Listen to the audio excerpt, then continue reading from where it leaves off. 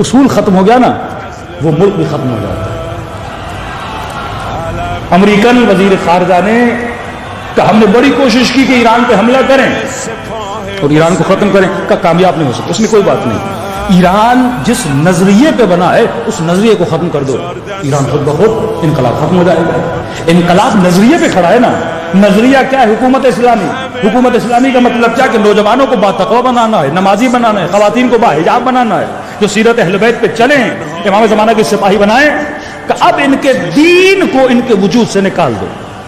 اتنی بے دینی پھیلاؤ ایران میں، اب ظاہر ہے مولوی کرے گا کیا؟ جب پوری عوام بے دین بن جائے گی، انقلاب کی ویلیو ختم ہو گئی، پھر کھوکھلا انقلاب باقی رہ جائے گا۔ آج تک بی بی سی نے اردو میں کوئی چینل نہیں بنایا۔ بی بی سی اردو ہے، گھنٹے کے لیے، ہفتے میں 1 گھنٹہ آ جاتا ہے، جیسے وائس آف امریکہ تھا، ریڈیو چلتا تھا 1 گھنٹہ 2 گھنٹے، ہفتے میں 1 آور، میکسیمم 7 آورز، 24 آورز کے لیے کوئی چینل نہیں ہے جو اردو میں ہو۔ بی بی سی کا کوئی چینل امریکن نے نہیں کھولا جو اردو میں ہو، کیونکہ انہیں ضرورت ہی نہیں ہے، یہاں بیٹھے ہوئے ان کے کارندے وہ خود ہی زحمت کرتے رہتے ہیں۔ لیکن انہوں نے بی بی سی پرشین نکالا، یعنی 24 آورز ایک چینل نکلا جو فارسی میں چلتا ہے۔ کس کے بجٹ سے؟ اتنی ہمدردی، اپنی حکومت اپنی عوام کے ٹیکس کا پیسہ کاٹ کے ایرانیوں کے لیے پرشین میں چینل بنایا گیا۔ اتنا دشمن ہمدرد ہو گیا تاکہ ان کی نسلوں کو تباہ کیا جائے۔ more than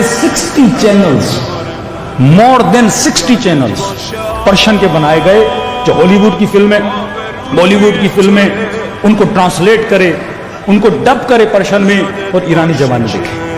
تہران کی کوئی چھت نہیں جس پہ ڈش نہ رکھا گیا۔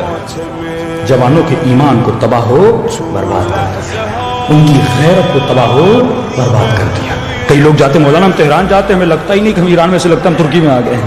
محنت کی انہوں نے، بجٹ خرچ کیا ہے، یہودیوں نے بلینز آف ڈالر خرچ کیے تاکہ اگر وہ جو بیسک آئیڈیالوجی ہے وہ ان کے اندر سے ختم ہو گئی تو انقلاب بھی آٹومیٹیکلی کیا ہو جائے گا؟ ختم۔ یہی ہے پاکستان کے لیے۔